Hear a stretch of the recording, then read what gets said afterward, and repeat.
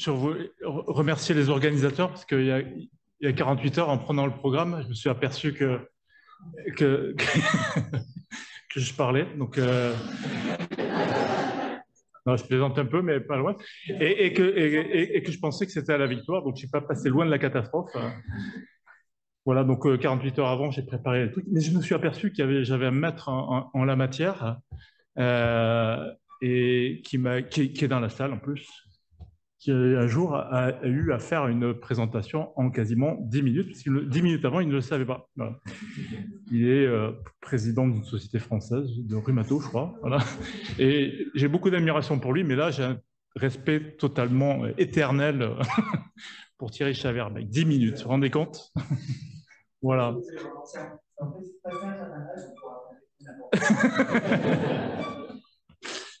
Ok, ben on va y aller. On va parler d'auto-inflammation. Moi, un petit peu plus de vascularite pédiatrique. On va faire un petit tour en pédiatrie. Ça va vous rajeunir un petit peu. C'est toi, ça parole? Oui, donc rebonjour à tous. Donc effectivement, on a préparé de longue date avec Pascal ce quiz pour vous le faire aujourd'hui. Maladie auto-inflammatoire. En un petit mot, juste pour vous rappeler, c'est fini là, l'heure des topos où on apprend des choses nouvelles. Maintenant, vous allez vous tester un petit peu, juste pour vous remettre un peu en tête cette classification possible. Les maladies auto-inflammatoires, aujourd'hui, elles peuvent être classées par plein de points de vue différents. Ça, c'est juste une classification que j'aime bien parce que c'est la classification par les mécanismes. Moi, j'aime bien comprendre les mécanismes de ces maladies, donc je trouve que c'est assez intéressant. C'est juste pour vous remettre un petit peu en tête ce type de schéma. On va commencer tout de suite dans le dur du cas clinique. Alors, pour ceux qui nous sont extrêmement fidèles et qui connaissent par cœur nos présentations antérieures, il y a 2 ans, je vous avais déjà présenté ce cas. Je me suis dit que je pouvais quand même vous le représenter au début. Parce qu'en fait, moi, aujourd'hui, ce qui va m'intéresser, c'est de vous présenter la suite. Donc, pour ceux qui ne s'en rappellent pas, ça sera tout frais pour vous, c'est très bien. Donc, c'est mademoiselle PB, qui a 17 ans quand je la rencontre. C'est une jeune lycéenne qui se prépare à faire des études d'éducateur spécialisé. Jusque-là, tout va bien. En fait, à l'âge de 2 ans, elle a débuté de façon brutale une paraparésie spastique avec anomalie de la substance blanche. Depuis, en fait, elle a été traitée essentiellement par des injections de toxines botuliques et puis, malgré plusieurs épisodes d'aggravation, la station debout reste quand même possible. Quand elle vient à la consultation, elle est quand même en fauteuil roulant parce que sur des périodes un peu plus longues, elle ne peut pas quand même marcher sur la distance. À la maison, elle est avec un déambulateur. Elle est suivie en pédiatrie pendant toutes ces années. Initialement, il y a tout un bilan qui a été fait. Et puis, comme c'est le cas dans ces paraparésies spastiques, on recherche tout, les causes éventuellement virales. Alors, c'est toi qui sais mieux que moi peut-être, mais des causes virales, tout un tas d'autres causes. Et puis, on ne trouve rien et on dit en gros que c'est idiopathique, enfin qu'il n'y a pas de cause vraiment bien identifiée. Et donc, elle est essentiellement suivie en rééducation fonctionnelle et en neurologie, en pédiatrie. À partir de l'âge de 8 ans, il y a régulièrement, on voit dans son suivi en pédiatrie, des appels en fait des dermatologues parce qu'elle a des plaques violacées au niveau des talons qui sont observées. Et puis, c'est juste à l'endroit où en fait elle a ses orthèses de releveur qui ont été placées. Et donc ça mise sur le compte des orthèses de releveur. Donc, quand je la rencontre, elle a toujours ça, et c'est ça qui frappe à ce moment-là les rééducateurs qui la voient à ce moment-là. Il faut se rappeler donc que là, elle a 17 ans. Quand elle a été suivie initialement en pédiatrie, les maladies dont on va discuter n'étaient pas encore décrites, donc c'est pour ça que ça n'avait finalement mis la puce à l'oreille de personne. Mais là, cette fois-ci, les rééducateurs et neurologues nous disent quand même c'est vraiment bizarre ces lésions qu'elle présente au niveau des talons de façon récurrente. Et puis en fait, il y en a d'autres au niveau des orteils, etc., etc. Alors à ce stade-là, cette association donc de lésions finalement dermatologiques, vasculaires, avec ces symptômes neurologiques, qu'est-ce que ça vous évoque comme diagnostic? Donc, j'ai proposé plusieurs choses, une maladie mitochondriale, une séquelle d'une pathologie infectieuse aiguë, une interféronopathie, un CAPS de type Muckle-Wells, un TRAPS, un déficit partiel en mévalonate kinase ou une maladie neurologique dégénérative. Donc, je n'ai pas fait de WOOCLAP, je ne fais pas de tic-tac, tic-tac. Je vous laisse réfléchir. Tout le monde a son idée en tête. Et donc, on a évoqué une interféronopathie devant ces engelures à répétition qu'elle avait donc depuis l'âge de 8 ans. Hein, c'était bien documenté dans le dossier. Elle a été testée génétiquement et effectivement, elle était homozygote pour RNase H2B2. Et donc, c'est un vrai cardie gouttière, donc une vraie interféronopathie. Donc là, c'est ce que je vous avais présenté la dernière fois. Et c'était intéressant parce que, en fait, ça a donné lieu à deux autres diagnostics coup sur coup. Parce que du coup, les neurologues et les rééducateurs fonctionnels avaient deux autres patients qui étaient aussi dans les âges de la transition. Ah bah tiens, puisque tu es là, tiens, regarde voir aussi. Et donc, deux autres patients qui étaient exactement dans le même cas, avec des symptômes qui ressemblaient étrangement également par apparésie spastique et avec des engelures qui survenaient tous les hivers finalement de façon récurrente, dont un garçon, j'ai pas présenté son cas, mais qui a des engelures qui sont quand même très invalidantes. Alors, fort de cette petite série de 3 patients, il a fallu mettre en place un traitement. Et donc, voilà, je vous demande de réfléchir un petit peu à ce traitement. Donc là, on est chez des patients, je vous le rappelle, hein, ils ont à peu près 17, 18 ans. Ça évolue depuis la toute petite enfance, hein, pratiquement la naissance pour l'un d'eux, 2 ans pour la jeune femme dont je viens de parler. On est sur des lésions qui sont, enfin des choses qui sont très séquelaires. Il n'y a plus tellement d'évolution. Ils sont traités là par baclofène et puis par injection de toxine botulique très régulièrement dans les tendons achilléens pour essayer de maintenir un petit peu de souplesse et de fonctionnalité. Et donc la discussion là, c'est quel traitement avez-vous éventuellement en tête à leur proposer? Tout le monde s'est fait une petite opinion. Donc, moi, initialement, je me suis dit, un petit peu par analogie avec ce qu'on fait dans d'autres types d'engelures, je les ai mis sous plaquenil. Et ils sont revenus me voir à la consultation suivante. Alors, jusque-là, ils n'avaient jamais eu de diagnostic déjà, donc ils étaient très contents à la suite de la consultation avec le neurologue pédiatre et puis le rééducateur fonctionnel et puis la consultation de transition. Et puis là, je leur propose quelque chose qui finalement marche complètement sur leurs engelures. Donc, la consultation juste après, ils étaient vraiment tous très contents. Et puis, comme on voit parfois sur ces malades chroniques, 6 mois après, les engelures, c'est toujours parfait et tout ça, mais par contre, ils reviennent vers moi en me disant, mais par contre, il y a quand même beaucoup d'autres symptômes et ceux-là, ils persistent. Donc, au départ, très content parce qu'on les améliore quand même déjà bien sur un des symptômes, mais il reste plein d'autres symptômes. Des symptômes dont ils ne se plaignaient même pas jusqu'à présent. C'était vraiment en les réinterrogeant, ils disent, bah oui, effectivement. Alors moi, j'ai fait un peu en me basant sur ce que peut donner finalement un surplus éventuel d'interférons. Donc voilà, est-ce que vous avez peut-être mal à la tête? Ah oui, j'ai tout le temps mal à la tête. Des troubles de concentration. Les 3 étaient dans un processus scolaire un peu compliqué, énormément de fatigue quand on leur demande, mais c'est ce qu'ils ont toujours vécu. Donc finalement, c'était leur quotidien. Ils n'avaient pas forcément fait de différence avec le reste. Donc à ce moment-là, je me suis dit, bah tiens, ça serait intéressant chez ces patients de faire un autre examen pour peut-être optimiser un petit peu le traitement. Et donc, je vous demande ce que vous auriez fait à ce moment-là. Est-ce que vous auriez fait un scanner cérébral, une IRM du rachis dorso-lombaire, une ponction lombaire, un dosage d'interleukine 18, une signature interféron, un dosage du plaquenil, donc une hydroxychloroquinémie. Donc là, maintenant que vous êtes au top sur tous ces examens, effectivement, on aurait pu discuter pas mal de choses, hein, mais moi j'ai fait une signature interféron que j'ai envoyée donc à l'extérieur puisqu'on ne le fait pas encore à Bordeaux, qui est revenue franchement positive chez 2 des 3 patients. Et chez ces 2 patients, j'ai introduit un inhibiteur de JAK. J'avais appelé Alexandre Belot, qui est très spécialisé dans les interféronopathies à Lyon, qui est un pédiatre. pour lui demander un petit peu son avis. Il m'a dit, bah, écoute, on n'a aucune idée chez ces patients de ce que ça peut éventuellement améliorer dans ces phases un peu tardives. Donc, bah, écoute, essaye, vas-y, on verra bien. Et j'ai revu le jeune homme il y a quelques temps et j'ai de la chance, j'ai revu la jeune femme hier. Et c'est vraiment un témoignage qui sortait, enfin, le cri du cœur. Pour lui, je l'avais revu juste après l'été. J'avais démarré en fait le traitement inhibiteur de JAK en janvier. Et c'était l'année où il passait son bac pro. Il était vraiment en période d'échec scolaire.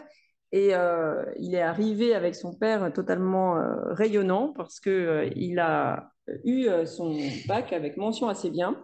Et il disait qu'il avait enfin réussi à se concentrer. En fait, il arrivait pas à se concentrer avant de prendre le traitement. Il n'avait plus de céphalée, il avait réussi à travailler et il était vraiment ravi. Et donc la jeune femme, je l'ai revue hier, elle décrit aussi une disparition des céphalées, c'est-à-dire qu'en fait, elle s'était habituée à vivre au quotidien avec mal à la tête. Elle a décrit également l'amélioration de la concentration, beaucoup de diminution de la fatigue au quotidien, ce qui lui a donné la force, ce qu'elle n'avait jamais fait jusqu'à présent, de reprendre une activité physique. Donc, elle a été toute fière de me montrer son parcours de circuit avec haltère. Donc, elle s'était mise à faire des petits. Alors, ça reste modeste, hein, mais elle était vraiment extrêmement contente de pouvoir me montrer ça. Et j'étais ben, voilà, intéressée par vous partager cette expérience parce que je pense que même si ces formes-là sont des formes extrêmement séquelaires, tardives, s'il y a encore des signes d'activité, donc ben, c'est vrai que la signature interféron là m'a quand même aidé à prendre ma décision. Je ne sais pas à tort ou à raison, hein, je n'ai pas traité le troisième patient, hein, je ne sais pas. Il a moins de symptômes également hein, de ce type-là. En tout cas, pour moi, ça a été intéressant. Et la question qui se pose, et donc il faudra peut-être en discuter au niveau national, c'est quid d'un anifrolumab chez ce type de patient. Donc un tout petit focus sur les interféronopathies. C'est des maladies auxquelles il faut penser surtout quand on a une association entre donc des anomalies éventuellement des arthrites non destructrices. L'atteinte du système nerveux central, c'est vraiment quelque chose de très important. Il faut rechercher des calcifications. Le scanner cérébral, tout à l'heure, c'était pas idiot du tout, puisqu'il faut rechercher ces calcifications. Oui, c'est une question que je voulais te poser. Oui, il faut rechercher ces calcifications de manière systématique que vous ne verrez pas sur l'IRM cérébral. Donc, il faut faire un scanner cérébral chez ces patients. Les désordres, donc les troubles cutanés, type vascularite, type engelure, l'atteinte pulmonaire et puis des troubles hématologiques, donc ils ne sont pas tous associés, mais ça vous donne un spectre à peu près de l'interféronopathie. Et donc, il y a d'autres types d'interféronopathie. Hein. Là, je vous en ai montré une en particulier, mais c'est des maladies qui peuvent entraîner des déformations articulaires très importantes. Ça peut être l'espèce de polyarthrite rhumatoïde que vous avez vraiment du mal à traiter. Il faut se rappeler que dans certaines interféronopathies génétiques, type le COPA, vous pouvez avoir des anticorps antinucléaires, mais vous pouvez même avoir des facteurs rhumatoïdes et des anti-CCP. Donc c'est très trompeur parce que vous vous dites, bah non, c'est une polyarthrite rhumatoïde. Oui, mais en fait, les anticorps peuvent être positifs dans ces interféronopathies.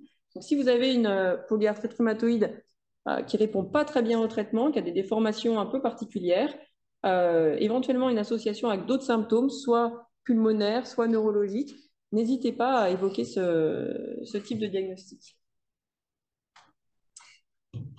J'avais en pédiatrie, là, il y a souvent des enfants effectivement qu'on rencontre maintenant et qui sont suivis par les rééducateurs fonctionnels pédiatres et qui sont étiquetés cétopathie infectieuse néonatale, qui n'ont jamais fait la preuve d'une infection. Ça, c'est le premier point, et qui ont des calcifications cérébrales parfois.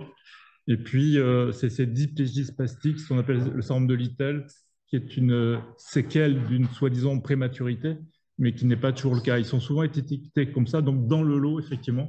Je crois qu'il faut savoir rechercher des interféropathies et donc bien poser la question d'un livédo, d'un lupus engelure ou des choses comme ça, et parfois faire un bilan auto-immun pour aller... voilà. Et effectivement, avec les rééducateurs pédiatres, on récupère un certain nombre d'enfants maintenant, et maintenant il y a l'œil.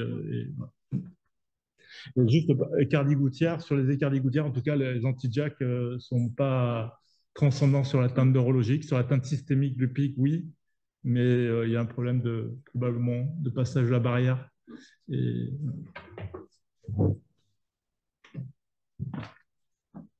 Alors, moi, je voulais vous parler de Santa, 4 ans, qui est une jeune fille qu'on a connue il y a maintenant 2-3 ans, qui allait bien jusqu'à l'âge de 4 ans à peu près, qui est arrivée en France en 2015, parce que j'ai une famille chrétien d'Orient qui ont fui Daesh en 2015, qui sont arrivés en France, donc un parcours migratoire.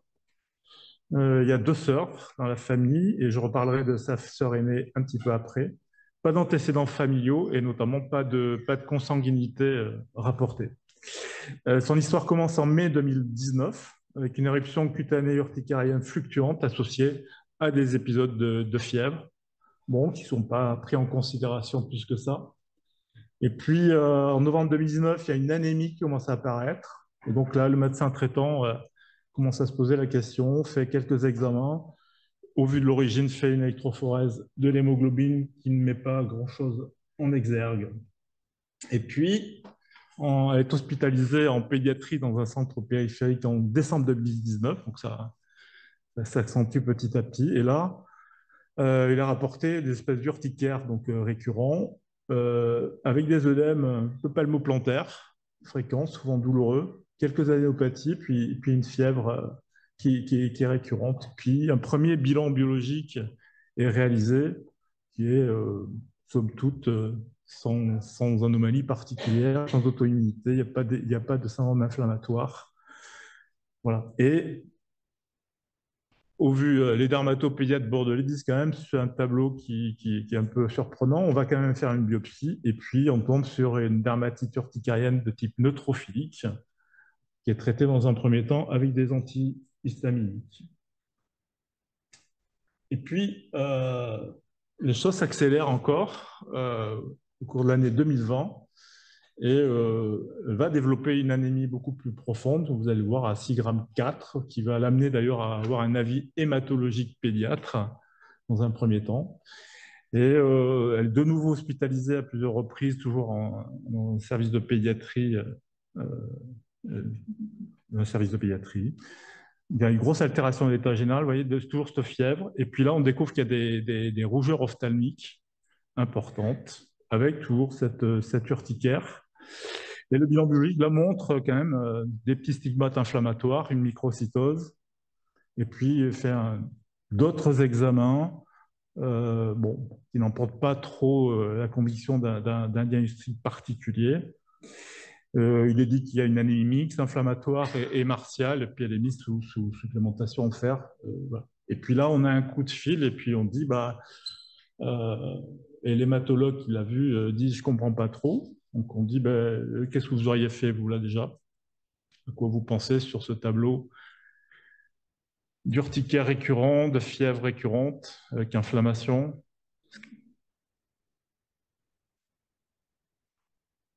Dans un premier temps, on s'est posé la question d'un CAPS, évidemment. Et puis, on a fait le premier panel à l'époque, enfin un panel avec la recherche essentiellement de NLRP3, mais aussi tous les NLRP4, NLRC4, etc., etc. Tout est revenu négatif. Donc, c'est un premier panel, il y avait à peu près 50 mutations qui étaient recherchées à ce moment-là. Donc, c'était négatif. Voilà. Donc, on continue et à ce moment-là, on se dit, on va quand même, à un moment donné, la faire venir à Bordeaux, et puis on va commencer à faire des explorations. Puis là, au vu de ces œdèmes récurrents, etc., on se dit, on va quand même explorer le complément, qui montre un complément complètement abaissé, et notamment un C1Q effondré, avec une hématurie microscopique, une protéinurie, et un myélogramme qui est fait, qui est normal, etc., etc. Sur le plan ophtalmo, il y a une sclérite et une uvéite antérieure et surtout une vascularite rétinienne qui a été mise en évidence secondairement par les ophtalmos. Et puis surtout, on tombe sur un syndrome interstitiel, vous voyez là, avec un scanner extrêmement inquiétant. Enfin, inquiétant. Une signature interféron, parce qu'on s'est dit, allons-y, et puis une IL6 qui était très élevée à l'époque. Voilà. Vous avez des idées complémentaires, là? Diagnostic, vous voyez plus. Alors, on était en cours de réflexion, donc, et les choses se sont accélérées, puisque très vite, elle revient avec un tableau là, extrêmement explosif, toujours avec ses lésions, ses œdèmes des lèvres. Et là, l'hémoglobine est tombée à 5,6 g. Elle vomit du sang.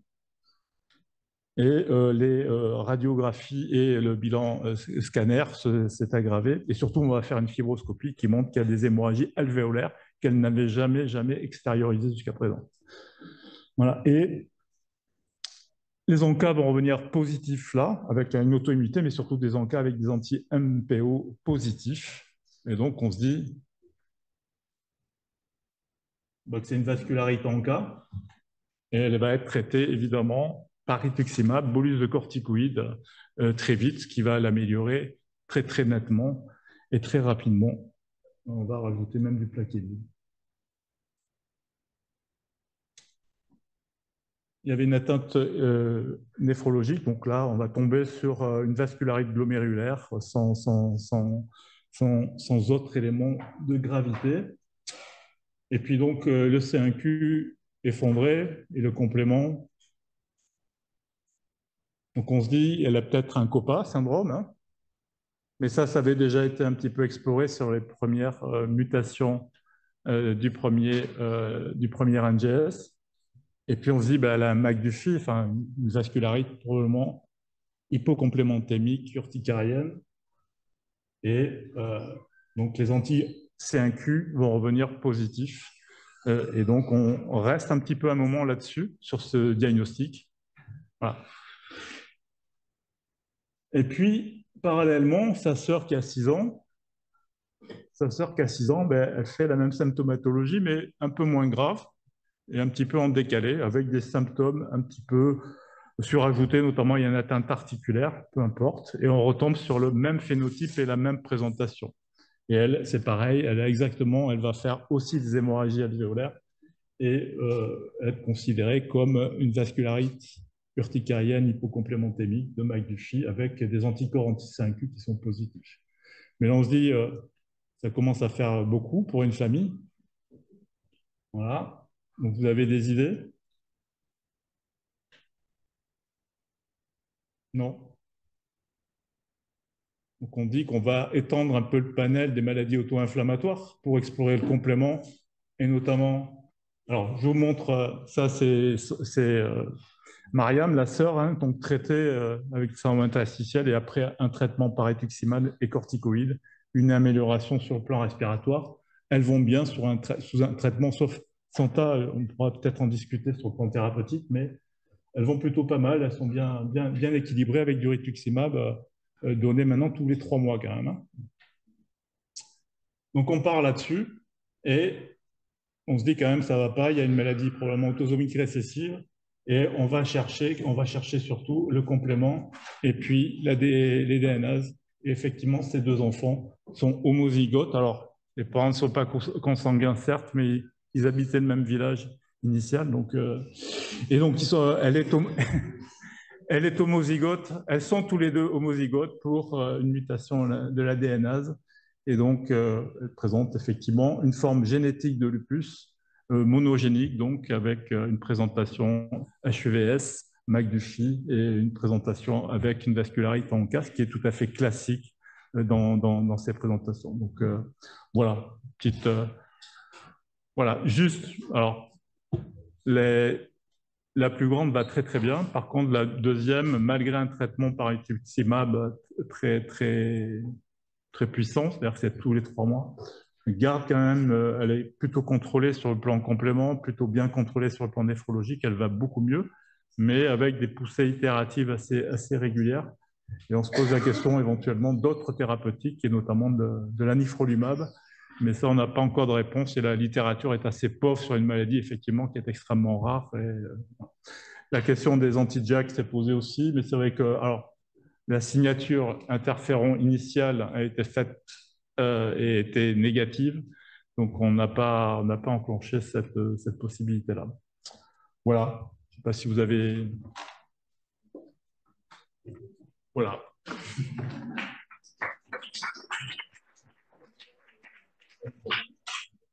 Oui, non, c'est pas fini. Hein, contrairement à ce qui a été annoncé au départ, il n'y a pas 2 cas cliniques, il y a vraiment 4 cas cliniques, si vous avez encore un petit peu de force. Donc là, c'est Madame D, qu'on a vue dans le service à l'âge de 37 ans. C'est une patiente russe d'origine arménienne qui présente, en fait, quand on reprend son dossier, une longue histoire de douleurs abdominales pour lesquelles on retrouve des passages en fait, aux urgences itératifs. Par exemple, des fois, ça a été diagnostiqué pyélonéphrite parce qu'il y avait une BU qui était positive. Enfin, des fois, elle a juste été rendue à son domicile sans faire plus de choses. À chaque fois, il y a un syndrome inflammatoire biologique. Elle a fait quelques explorations, une échographie abdominale qui est normale. Elle a par ailleurs une obésité avec un IMC à 35. Et donc, on retrouve dans ses antécédents plusieurs prises de sang avec des syndromes inflammatoires biologiques régulièrement, avec une CRP supérieure à 50 mg par litre. Alors, à ce stade, vous avez éliminé déjà pas mal de choses. Quel test diagnostic feriez-vous? Aucun, parce que l'obésité peut expliquer tous ces symptômes. Peut-être une ferritinémie, une analyse sanguine du gène MEFV, une analyse NGS panel, donc des maladies auto-inflammatoires. C'est le panel dont parlait Pascal jusque-là, sachant que maintenant, il compte plus de 300 gènes, ou un exome. Donc voilà, vous vous êtes fait une petite idée déjà, même si vous commencez à en avoir plein la tête. Donc à ce stade, on peut faire une analyse sanguine du gène MEFV. Je vous rappelle, si vous avez bien lu, que cette patiente est russe d'origine arménienne. On est dans une population où la fièvre méditerranéenne familiale a une telle prévalence que devant des symptômes qui sont quand même très évocateurs, des douleurs abdominales récurrentes associées à plus ou moins de la fièvre et un syndrome inflammatoire biologique, de façon périodique, c'est exactement la définition de cette maladie, sans forcément une étiologie retrouvée, on peut aller directement à un sangueur du gène MEFV, qui est le gène de la fièvre méditerranéenne familiale. L'obésité peut expliquer parfois une petite augmentation de la CRP, mais pas au-dessus de 50, surtout qu'elle a un IMC à 35, c'est quand même pas... Voilà. On n'est pas du tout dans un contexte de maille de style comme on a discuté juste avant, donc la ferritinémie ne va pas nous donner d'informations. On n'est pas obligé d'aller directement à un NGS, à un panel. Peut-être que si le sangueur MEFV sera négatif, là, on pourrait aller à cet examen, qui est quand même beaucoup plus cher, mais surtout beaucoup plus compliqué à réaliser, alors que le sangueur MEFV, c'est un examen qui est très simple, donc vous pouvez avoir le résultat relativement rapidement, en un mois et demi, contrairement au NGS, au panel NGS, où on est plutôt selon les périodes de l'ordre de 6 mois, 1 an avant d'avoir le résultat. Donc, c'est quand même beaucoup plus intéressant d'avoir ce sangueur MEFV. J'aurais pas du tout dit la même chose, par exemple, si on avait suspecté un TRAPS, qui est une autre maladie auto-inflammatoire dont la fréquence est tellement faible que ça ne vaut pas le coup de faire un sangueur TRAPS, par exemple. Il faut aller faire un NGS. Et l'exome, bah, c'est vraiment sortir le bazooka pour une petite mouche. Là, non, il ne faut pas aller jusqu'à un exome dans ce cadre-là. Et donc, chez elle, effectivement, il y a une mutation qui est retrouvée, un variant hétérozygote M694V, qui est le variant le plus typique de la fièvre méditerranéenne familiale. C'est ce qu'on appelle un variant de classe 5. Les variants sont classés de 1 à 5. 1, pas du tout pathogène. 5, clairement pathogène. 3, on est dans le doute. 4, très très probablement pathogène. D'accord? Donc à partir de 4 et 5, on est sur du variant pathogène avec certitude. Donc jusque-là, tout va bien, sauf que vous savez probablement, parce que la fièvre méditerranéenne familiale est la plus connue des maladies auto-inflammatoires monogéniques, vous savez que la fièvre méditerranéenne familiale est une maladie... Ah oui, là, je fais un petit test d'éveil, mais là... j'ai fait un flop, comme on dirait, est une maladie récessive. Je l'ai entendu, hein, il y en a qui l'ont dit. C'est une maladie récessive. Donc, normalement, les patients, s'ils sont symptomatiques, doivent être homozygotes. On sait maintenant que c'est quelque chose qui est encore discuté, hein, que quand on a cette mutation, qui est la mutation la plus forte, on va dire, il y a parfois des patients hétérozygotes qui peuvent être un petit peu symptomatiques. Elle a quand même une forme très symptomatique. On pose un diagnostic de FMF hétérozygote. Par la suite, on voit dans son dossier qu'elle est prise en charge en gynécologie pour un processus de FIV. Donc tout ça, c'était avant d'arriver dans le service. Hein. Pour un processus de FIV devant une infertilité. Elle finit par avoir une grossesse gémellaire qu'elle arrive à avoir en retournant en Arménie sur un transfert d'embryon, qui avait été fait sur un don d'ovocytes, après l'échec de 5 FIV en France. Elle a un traitement qui est très peu suivi par colchicine, en fait. Elle le prend pas, plutôt elle le prend pas. Et elle revient faire son suivi obstétrical en France. Elle est suivie à la maternité à Bordeaux, donc on voit ses passages. Et elle fait pas mal de passages aux urgences, en fait, pour des épisodes fébriles. À chaque fois, elle est renvoyée à la maison. La colchicine n'est jamais reprise. Il n'y a pas d'incidence sur la grossesse. Donc, finalement, elle finit par accoucher à 35 semaines d'aménorrhée de 2 petites filles qui sont en bonne santé en 2019. À partir de là, elle est perdue de vue, entre guillemets. On ne la voit plus au CHU. Et puis, en 2021, elle est adressée parce qu'elle a été hospitalisée à Bagatelle et il nous l'adresse parce que là, c'était un peu trop pour fébricule, acide, splénomégalie, hypoalbuminémie. Alors, quelle est votre hypothèse? Son obésité explique tout. Elle a développé un lymphome.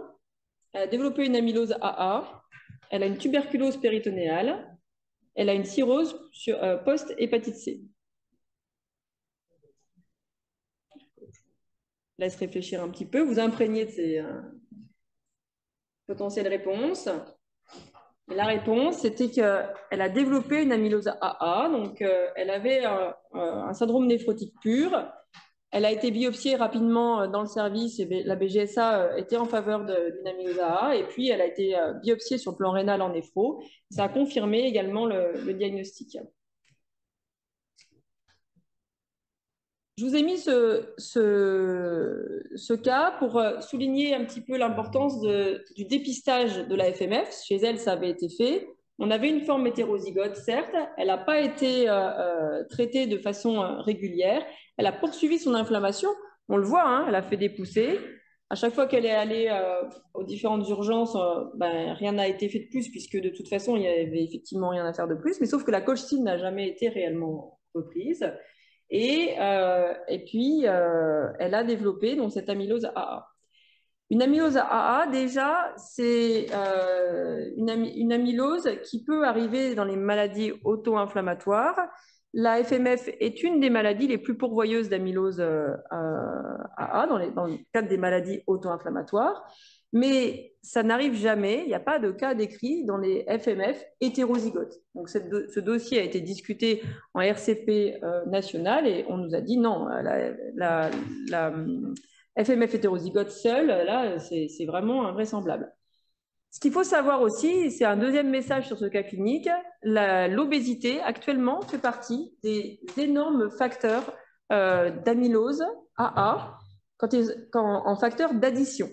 D'accord? Donc, par exemple, une infection chronique chez un patient obèse, une maladie auto-inflammatoire chez un patient obèse, voilà, en facteur d'addition, c'est vraiment un facteur de risque d'amylose AA extrêmement prononcé. Et puis, le dernier message sur ce cas, c'est que c'est probablement une famille très particulière parce que maintenant, en interrogeant la patiente, est-ce qu'il y a d'autres cas dans votre famille? Parce qu'on était quand même un petit peu effarés par cette présentation gravissime, hein, d'emblée chez nous au stade de l'amylose dans votre famille. Et donc, elle m'a parlé de son frère qui avait quelques symptômes, donc que je suis actuellement, qui présente exactement la même mutation, exactement de façon hétérozygote et qui est lui aussi symptomatique. Et puis, son frère a une fille qui était dans un processus d'exploration d'endométriose parce qu'elle présentait des douleurs cycliques abdominales. Ces douleurs abdominales cycliques étaient à chaque fois accompagnées d'un syndrome inflammatoire biologique, hein, d'après les prélèvements biologiques. Mais le diagnostic n'avait jamais été fait alors qu'elle est elle aussi d'origine arménienne et avec de la fièvre méditerranéenne dans sa famille. Et donc, elle subissait des explorations à répétition pour une suspicion d'endométriose, alors que depuis qu'elle est sous colchicine, elle n'est plus du tout symptomatique au niveau abdominal. Donc maintenant, je les suis aussi. Et ce qu'on va réaliser probablement, c'est pour le coup un exome chez ces patients pour essayer en fait de trouver une autre mutation associée qui pourrait expliquer en fait le fait que cette FMF hétérozygote soit aussi symptomatique dans cette famille. Voilà, je ne sais pas si vous avez des questions sur ce cas.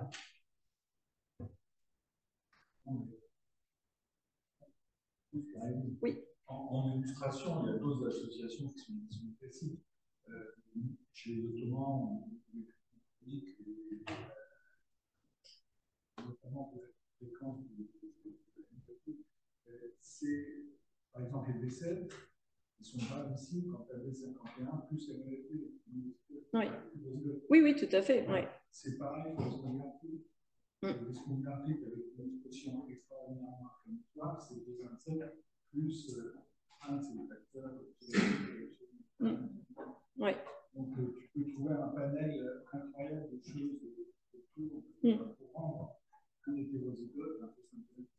Voilà, c'est juste que dans cette famille, à part chez la patiente l'obésité, son frère et sa nièce ne sont pas particulièrement obèses. Le frère, il n'est pas mince, mais la nièce, elle n'est pas du tout obèse pour le coup. Et je n'ai pas trouvé comme ça d'autres facteurs classiques associés, effectivement. Et sur le plan thérapeutique, vous avez prévu de...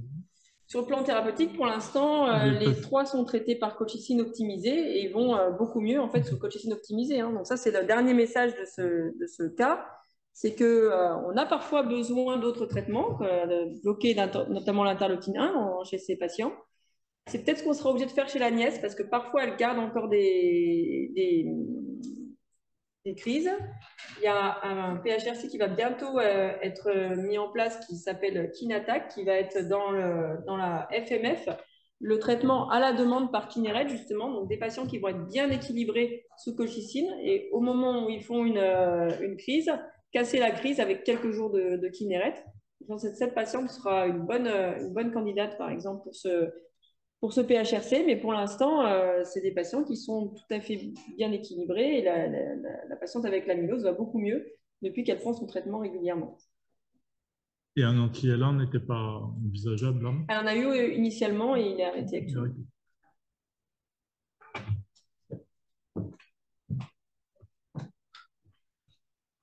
Ah, c'est pas là. Ah oui, non, il manque une diapo. Ah mince. Ouais, c'est pas grave, je vais faire sans. C'est Aya donc que je rencontre une première fois, une période où j'étais encore aux urgences de temps en temps, je faisais quelques gardes. Et cette jeune fille est hospitalisée pour un trauma crânien standard. Elle n'a pas perdu connaissance, mais elle vomit, donc elle est perfusée en observation. Et prête à la laisser sortir quand je l'examine et que je m'aperçois en fait que, ouais, ne sayez pas, que ça fait 3 ans qu'un diagnostic de purpura rhumatoïde a été porté chez cet enfant. Alors, vous savez, en pédiatrie, le purpura rhumatoïde, c'est pas quotidien, mais c'est quasi hebdomadaire, donc c'est assez fréquent. Et donc, elle a fait une forme tout à fait classique initialement de purpura rhumatoïde, avec le trépied classique qui n'a pas justifié d'examen complémentaire. Et elle est rentrée avec une demande de surveillance, de protéinurie surtout, et de suivi libéral par le pédiatre ou le médecin traitant, je ne sais plus. Et tout se passait bien, mais 3 ans d'un purpura rhumatoïde, c'est quand même pas classique, évidemment. Ça existe, des formes récurrentes ou chroniques, mais il faut commencer à se poser un certain nombre de questions. Et là, ça fait 3 ans donc qu'elle traîne ce purpura rhumatoïde.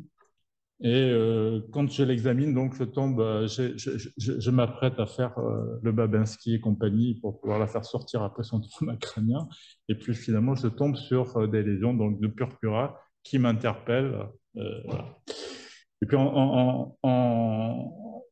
elle va bien, donc Et puis surtout, en sortant le cathéter, après avoir fait un petit bilan complémentaire au vu de ce purpura, la main gonfle de façon inappropriée. Elle m'indique que de temps en temps, elle a des gonflements des mains comme ça aussi, des pieds, surtout quand elle marche, et puis parfois des lèvres aussi. Bon, voilà, je me dis, ça fait quand même pas mal de choses assez atypiques pour un purpura rhumatoïde de l'enfant.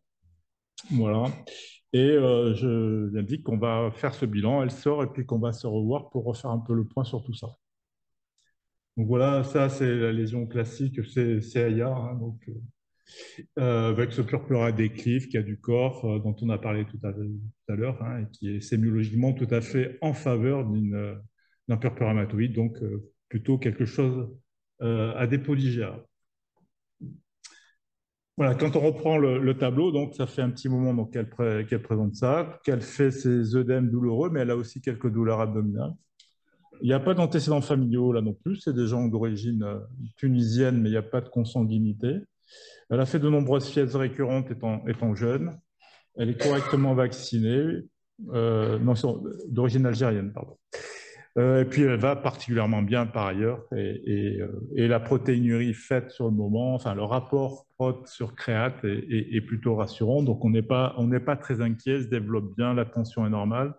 Il n'y a pas de conséquences en tout cas de son purpura rhumatoïde. Mais on fait quand même des explorations complémentaires au vu de l'atypie de cette présentation. Et on tombe là aussi bon, sur un bilan standard normal, pas d'inflammation inflammatoire, mais par contre, un complément complètement, là, encore une fois, effondré. Donc, avec un C3 qui est normal, un C4 qui est normal. Bon, le complément total est abaissé, donc on ne comprend pas très bien le. Là, vous avouez que le complément, ce n'est pas toujours très simple, mais là, je ne comprends pas très bien. Et bon, elle a un dosage pondéral oui, elle a une auto-immunité biologique, et elle a aussi des encas qui sont positifs, mais là, sans aucune spécificité PR3 ou MPE. Donc, on se dit, et là, je me dis, on va aller un petit peu plus loin sur l'exploration de ce complément. Et on tombe sur un C1Q complètement effondré. Donc, on se dit, alors, elle aussi, un HEVS ou un VUH, je ne sais plus dans quel sens, peu importe. Et puis surtout, il y a aussi un C2 qui est bas, que j'ai du mal à interpréter à ce moment-là aussi. Voilà. Donc, on tombe sur ce tableau de vascularité chronique et récurrente depuis 3 à 5 ans, là, peu importe. Les douleurs abdominales, les angioëdèmes, une auto-immunité, une baisse de 5Q, vous voulez quoi? Donc, effectivement, alors, d'abord, on commence par une biopsie cutanée, là. On ne biopsie pas les purpura rhumatoïdes en pédiatrie, sauf en cas d'incertitude diagnostique ou quand il y a des atypies. Et on tombe là, évidemment, sur une vascularité leucocytoclasique, mais il n'y a pas de dépôt d'IgA. Et voilà, il y a des dépôts de compléments, mais bon, pas grand-chose de très, très, très évident. Et évidemment, on va explorer un peu mieux le complément et rechercher des anticorps anti-C1Q qui sont positifs ici. Donc là aussi, on se dit, c'est un McDuffie voilà, sans gravité. Et elle est traitée par plaquenil simple, un peu d'antihistaminique de temps en temps. Et elle va parfaitement bien avec ce traitement. On la surveille régulièrement, pas d'évolution sur une néphrite potentiellement lupique ou un lupus. Voilà. Mais quand même, le complément reste anormalement bas, malgré une bonne stabilisation clinique. Et puis le C2 reste toujours bas. Donc, vous voulez faire autre chose?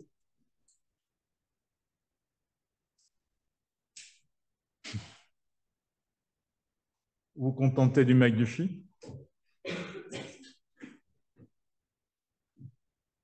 Bon, nous, on s'en est pas trop contenté parce que, voilà. Et donc, on est allé vers une exploration du complément. Et cette jeune fille, alors là, c'est pas très bien visible, je suis désolé, mais elle a une double hétérozygosie, donc elle a un déficit complet en C2, un déficit en complément d'origine génétique, avec donc là aussi une vascularité, un McDuffie d'origine génétique sur un déficit en C2. Ce qui est étonnant, c'est qu'elle n'a jamais fait à aucun moment d'infection bactérienne. Elle était très bien vaccinée pour les méningos et pour les pneumos. J'ai vérifié depuis, bien sûr. Bon, on n'a jamais fait d'épisode infectieux grave, voilà. Mais par contre, une présentation assez atypique. Alors, quand on regarde les déficits en C2, évidemment, il y a la partie infectieuse bactérienne à germe encapsulé, mais il y a aussi une présentation dysimmune, ce qui est classique dans les déficits en complément. Mais, et encore plus quand on regarde, il y a des petites séries effectivement de McDuffie qui sont des présentations un peu, des présentations de ce type de déficit. Voilà. Donc voilà une deuxième observation un petit peu, entre guillemets, rigolote de vascularite un peu atypique chez l'enfant avec des substratomes génétiques assez étonnants. Voilà. Je ne sais pas si vous avez des commentaires ou des questions. Alors elle, par contre, sur le plan thérapeutique, aucun problème. Elle est bien surveillée. Le plaquenil lui va très très bien. Ça marche très très bien pour elle. Voilà. Et on la surveille attentivement sur le plan infectieux maintenant, bien sûr.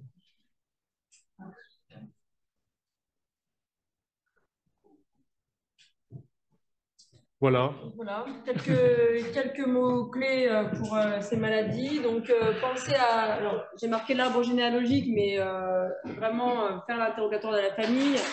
Tout à l'heure, Pascal a parlé de la consanguinité. En fait, depuis que je pose la question, j'ai quand même plus fréquemment la surprise de la réponse positive parfois, effectivement, même si des fois on remonte à l'âge des grands-parents.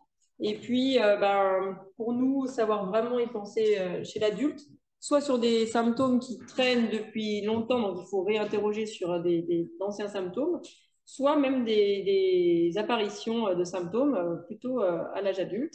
Et puis encore une fois, comme ça a été dit tout à l'heure, il y a des RCP nationales, Ceremia et FAI2R, qui sont dédiés à ces maladies, donc qui sont très intéressantes.